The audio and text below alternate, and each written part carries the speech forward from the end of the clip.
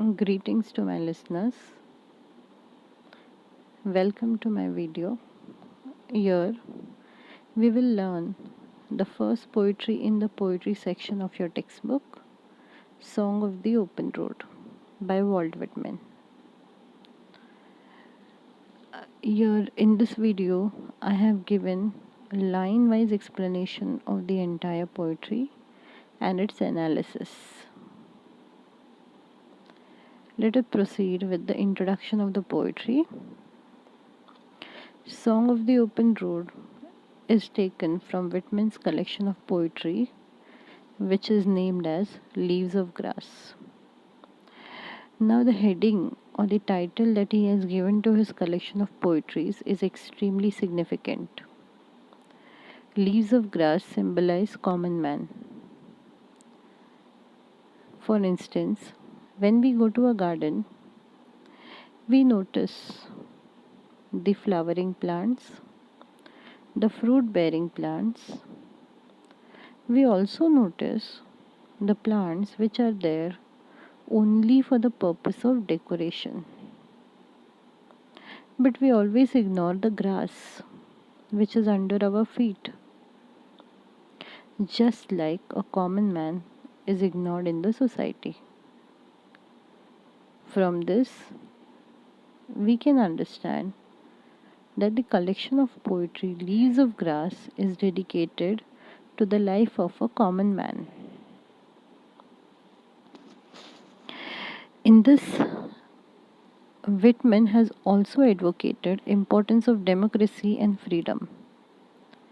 Now let us come to this particular poetry, Song of the Open Road. It is written in free verse, which means without the use of rhyme scheme. And it is written in a form of a monologue. Monologue is a long speech given by one of the literary characters in that literary content. The unrhymed and the varying length of lines in this poetry symbolize or tells us about the ups and downs that a person might face in his life. It also tells us that we should live our life without bothering and without any tensions and worries. We should live it to the fullest. It is an inspirational poem written in the form of narration. Indeed, it is an ode to oneself. Now let us understand the poetry. I will read the first stanza for you and then I'll explain it. Afoot and light-hearted, I take upon the open road, healthy, free, the world before me. The long brown path before me, leading wherever I choose. This was the first stanza. Now let us understand this stanza. From this stanza, we are able to understand several important points. First, the speaker is setting out on the open road, on foot. Secondly, he is light-hearted and open to all he is about to experience. Means he is open to everything that he might experience on this journey. And he has decided to accept everything that comes his way without any tensions and worries.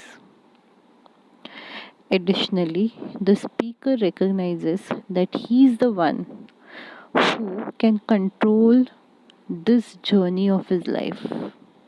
He will choose the path that he has to take. He will not take any suggestions from anybody. He will choose his own path, which will lead him wherever he wants. I hope you have understood the first stanza. Now let us proceed to the next one. First, I will read it for you. Henceforth, I ask not good fortune. I myself am good fortune. Henceforth, I whimper no more, postpone no more, need nothing. Done with indoors complaints, done with indo complaints, libraries, querulous criticisms, strong and content. I travel the open road.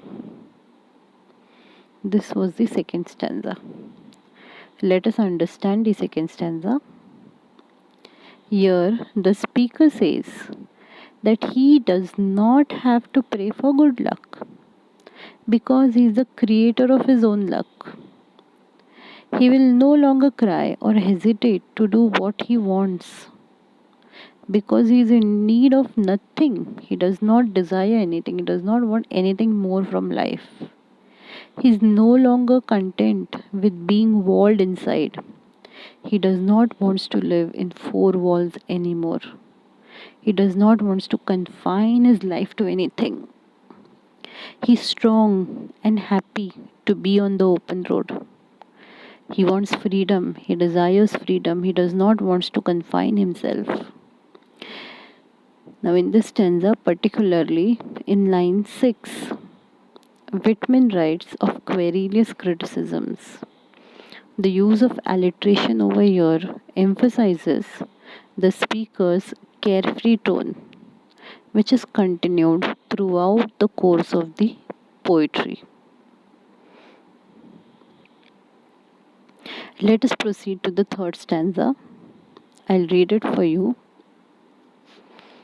The earth that is sufficient. I do not want the constellations any nearer. I know they are very well where they are. I know they suffice for those who belong to them. This was the next stanza. Now let us understand this stanza. Here, the speaker seems to separate himself from others. He does not want to be in contact with anybody. He says, the earth is fine the way it is. He does not desire to be any closer to stars than he already is. He knows that he knows they are fine where they are, and he knows they are good enough for those who belong to them. It means he does not want to be among famous people. He does not desire their company anymore because he expects nothing from life. So he does not want to be among these famous people. The word constellation over here signifies or symbolizes people who are famous. Now, this last line is in strong contrast to the rest of the poem, where the speaker emphasizes his free will and independence, which means he probably does not include himself in the group of people who belong to the constellations, means famous people. He's not bothered of anything or anyone. He's only thinking about his journey and the experiences that he might get on this journey. Let us proceed with the fourth stanza. If you see it properly, the fourth stanza is written in brackets. This technique used by writers or poets is known as parenthesis. Parenthesis means an afterthought. Generally, when a writer or a poet has written or completed a piece of literary work and he wants to add something to it, he writes it in brackets. And this technique is called as parenthesis. Let us understand what purpose, or let us understand why Whitman has used parenthesis. Whitman uses parenthesis to make the stanza separate from the others. It is almost like an afterthought that the speaker decides to add. Though it is separate, it is still an important part to the poetry Song of the Open Road. Here, the speaker admits that he is not without his own problems, but instead of fretting over his problems, he relishes them. The reader can see this through Whitman's diction. In the second line of final stanza, the speaker admits to all that he carries the burdens with him wherever he goes. This thought is continued in the final two lines of the poem. The speaker declares that he cannot rid himself of these burdens. Instead, he and his burdens share a symbolic relationship. He is filled with his burdens, and in return, he fills them. The speaker says that his burdens do not define him. Rather, he accepts them and carries them with him wherever he goes. It means a person cannot get rid of his burdens. Instead of crying over your burdens and responsibilities, it is better to accept them, be happy with them, learn to live your life with them. And in this way, Whitman concludes the poetry. Now that we have understood the poetry in detail, let us see a short paraphrase of the poetry. Paraphrase is a little lengthier version of summary. Summary is a very short version of anything, any literary work. Paraphrase is little lengthier than the summary. It will also be like a revision of what I explained to you just now. This poem begins with poet's journey on foot on the open road. Open road here means road of life.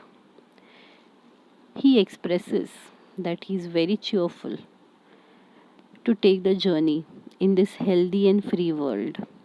Healthy and free world means the world which is going to give him healthy competition, which is going to give him healthy opportunities to grow. In addition, the poet also says that he has control over his journey. He is free to choose which path he needs to travel.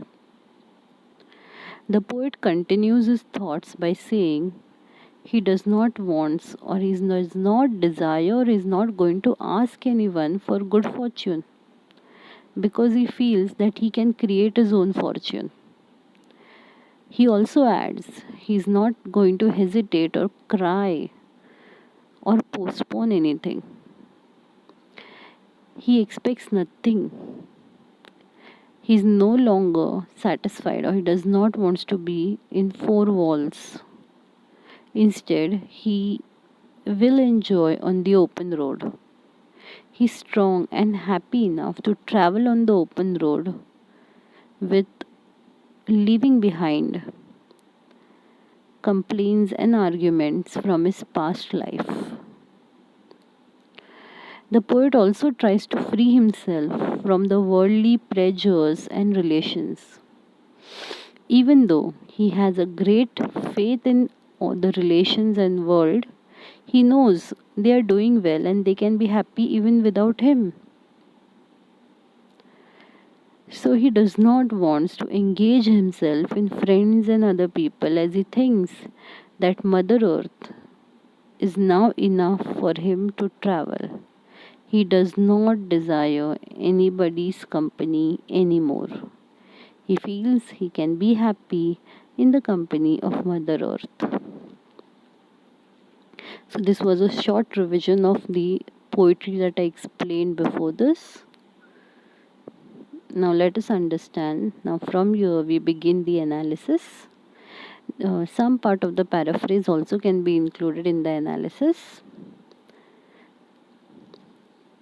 First part or first point in even the introduction that I gave in the beginning about the poet and the poem can be included in your analysis. In my previous video on Indian weavers, I have already explained how to write analysis of any poetry and the points that need to be included in the analysis. Now, coming back to this poem, let us understand the importance or the significance of the title. The title of this poetry is extremely significant. The word song is used with definite purpose. Whitman or the speaker enjoys to travel on open road without any tensions and worries of past, present and future. He wants to face life without any complaint against his life. The poet wishes to move ahead on the road of life with his own will. The song of the open road indicates freedom that a common man wants to enjoy. The freedom from relationships, freedom from worries, freedom from expectations.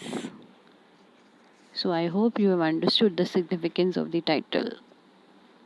Now let us proceed with about the poet. I have already told a little about him. Walt Whitman was an American poet and journalist. He's called father of free verse. His poem, "O Captain, My Captain," became extremely famous. This poem was written in the memory of Abraham Lincoln. Leaves of Grass is one of his remarkable literary works or his famous collection. It is one of his famous collection of poetries. Now let us understand the figures of speech in this poetry. The lines, let us understand this line. Long brown path before me, leading wherever I choose. Here we find the figure of speech alliteration. A sound of letter L is repeated to create a poetic effect. Next figure of speech. First I'll read the line. Henceforth, it is actually ask, not good fortune. I myself am good fortune. Here we find repetition. The word good fortune is repeated for emphasis, or you can say to create a poetic effect. Let me read the next line. I carry them, men and women. I carry them with me wherever I go. Here also we find repetition as the word carry is repeated. Now let us move on to the next figure of speech. Still here I carry my old delicious burdens. Here the figure of speech is paradox. Paradox is a technique or is a figure of speech where the poet expresses contradictory views or makes contradictory statements in one line. It means when you read the lines, you feel they are impossible or they are wrong. You feel they are contradictory. It cannot happen. But when we read it twice or thrice, we understand the lines have in depth meaning and they are true. Many a times when we read paradoxes for the first time, We feel they are wrong, they are false, but when we read them again and again, we understand they are true. For example, India is a rich country of poor people. If India is a rich country, how can it have poor people? This line seems to be contradictory. It seems to be false. But when we read it again, we understand it is true. India is rich, though it has poor people. Richness always does not mean in economic terms or financial terms. India can be rich in its culture, in its tradition, in its manners. So it is rich in that way, but it is not rich financially. And that is why it has poor people. From this, we understand that the statement is true. Now, let us proceed to the next line. Before we proceed with this line, I'll first explain how paradox is deduced from the previous line. In this line, delicious and burden expresses opposite meaning. How can the burdens be delicious? Burdens are never delicious. But when we read the poem and when we understand the meaning, we know that it is true, it is correct. Let us proceed with the next figure of speech, tautology. I hope all of you know tautology is the use of different words with same meaning in the given line. Let us see this line. Done with indoors complaints, libraries querulous criticisms. Here, complaints and querulous express same meaning. Hence, the figure of speech is tautology. Now, let us read the next line, or rather, this line we have done before also. Still here, I carry my old delicious burdens. This line also has metaphor in it. As all of you know, metaphor is indirect comparison without using the words like and as. Here, old sweet memories are indirectly compared to something that is delicious. Let us proceed to the next line. Henceforth, I need no more. Here, we find climax. Climax is a figure of speech where ideas or words are arranged in the ascending order. In this line also, we find that the actions or the ideas are arranged in ascending order. Hence, the figure of speech is climax. Now, querulous criticism, here the sound of K is repeated, so it can also be considered as alliteration. Let us proceed with the next line. Next line has inversion. Strong and content, I travel the open road. Here, the words are not in correct order. The correct order of the words is I travel the open road, strong and content. Let us proceed to the next line. The next line has repetition in it. I am filled with them and I will fill them in return. The word fill is repeated for poetic effect. Let us proceed to the next line. Afoot and light hearted, I take to the open road. Here again we find inversion. The words are not placed in proper order. The proper order is I take to the open road, afoot and light hearted. Let us proceed to the next line. Done with indoor complaints, libraries, querulous criticism.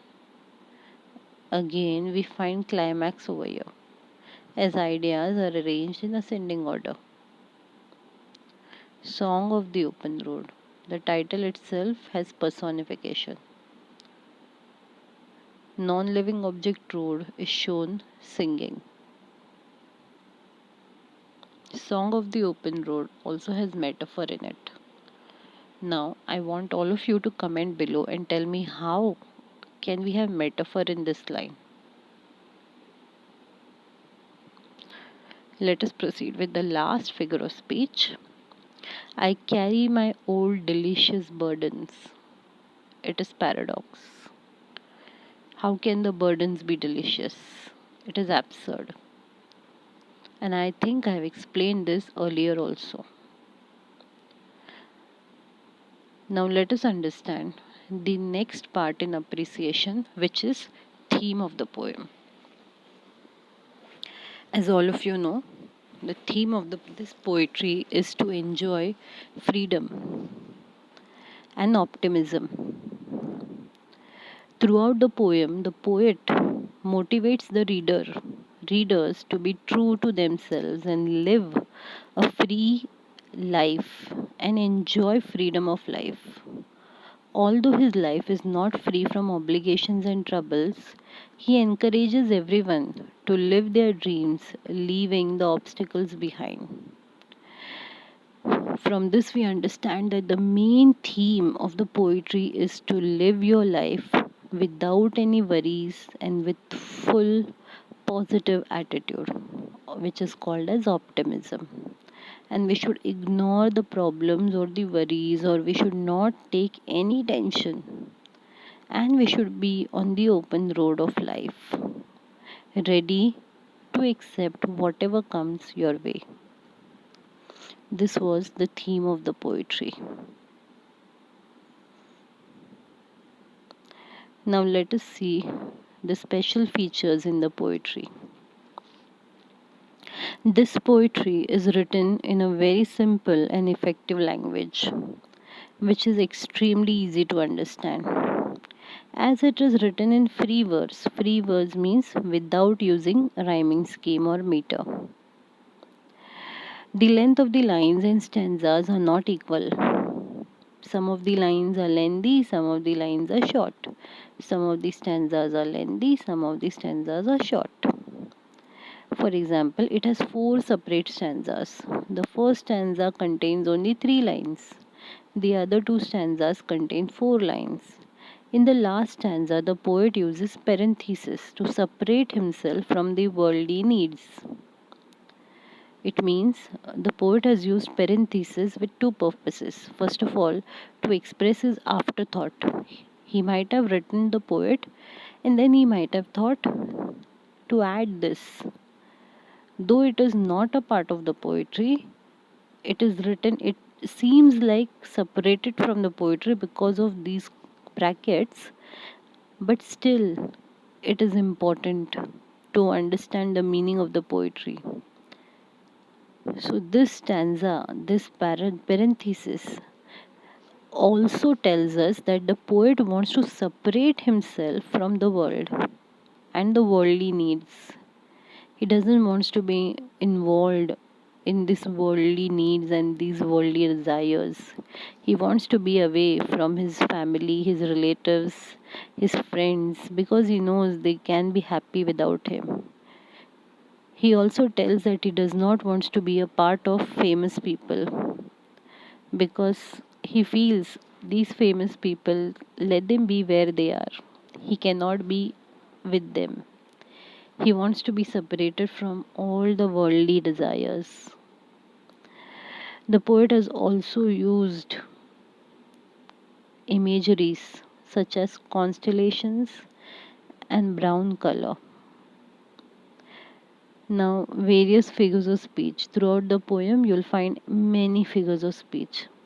So, use of so many figures of speech in the poetry is extremely impressive.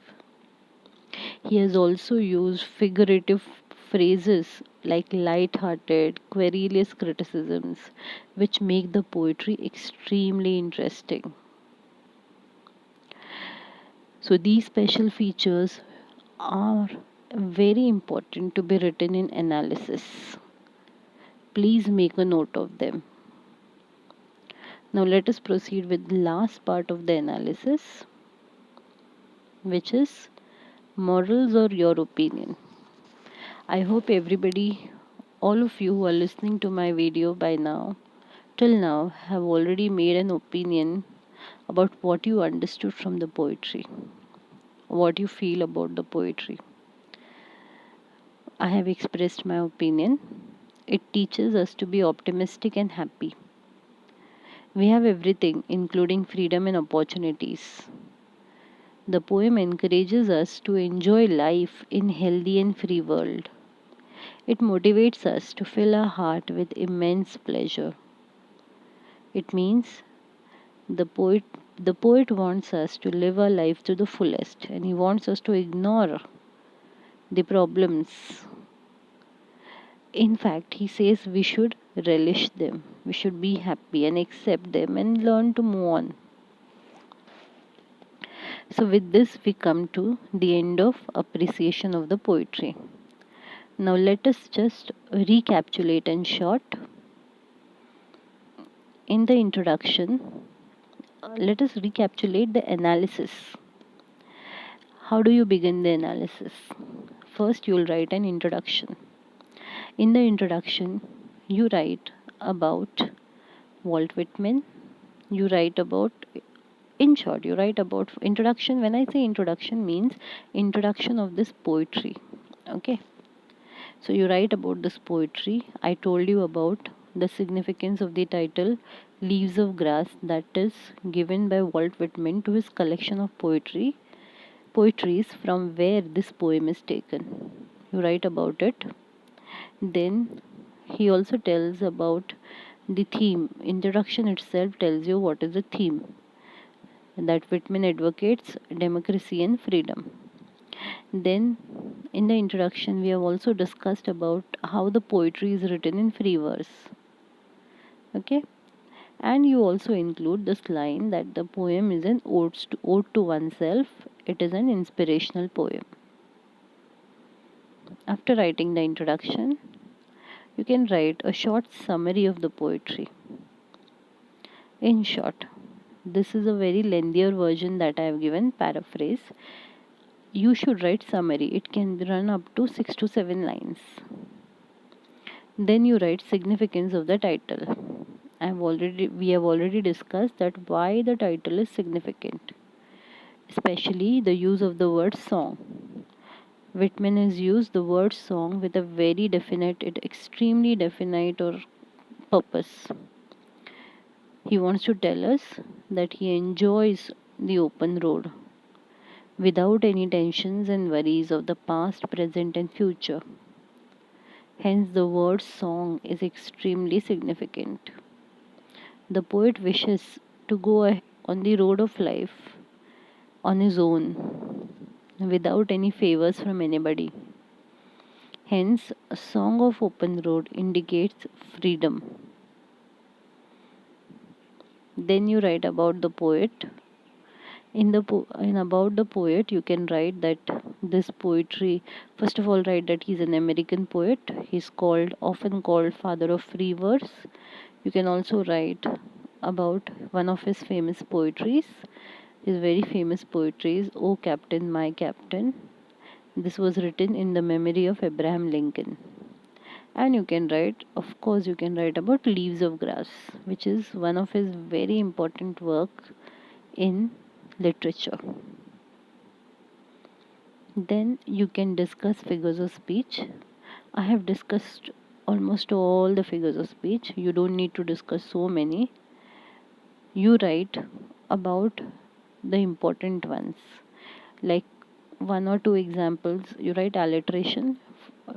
You don't write the figures of speech in the way I have written. Okay, you bifurcate them depending on the heading.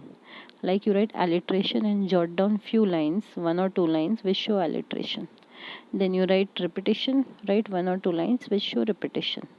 Then you write paradox, inversion, whichever you feel are important or are recurring in the poem. Like we have seen, alliteration, repetition, climax, and paradox are repeatedly found in the poem. So you write them. After writing figures of speech, it is important to write about the theme of the poem. Theme of the poem is optimism and freedom. Remember these two words and elaborate them in the context of the poetry. Write how the poet encourages the readers to be free through the poem. Okay, and you also tell that he wants us to be free of, he wants us to be ignored, to be free and to ignore the burdens and the troubles that life will give.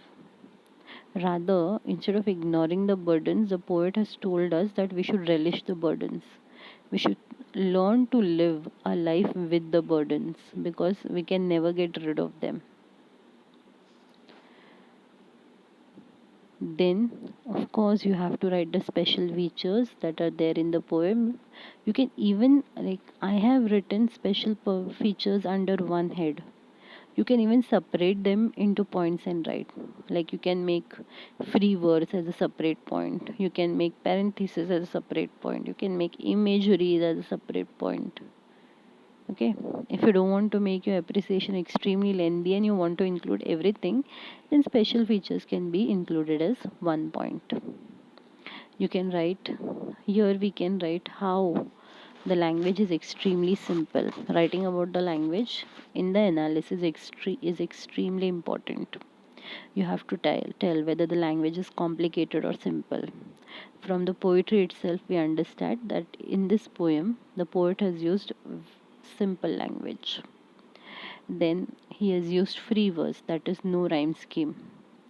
Then from the length of the lines, okay, the lengths of the lines and the length of the stanzas are uneven. Okay, I have also explained how these stanzas are uneven. Then you talk about parenthesis. Parenthesis is use of brackets to write a specific stanza, generally which is written at the end. And through parenthesis, what the poet wants to convey. Then I have told about imageries. Okay, imageries like constellations and brown color. So this is how you write special features. After writing special features, we can write morals and opinions, or rather you can say what you learn from this poetry.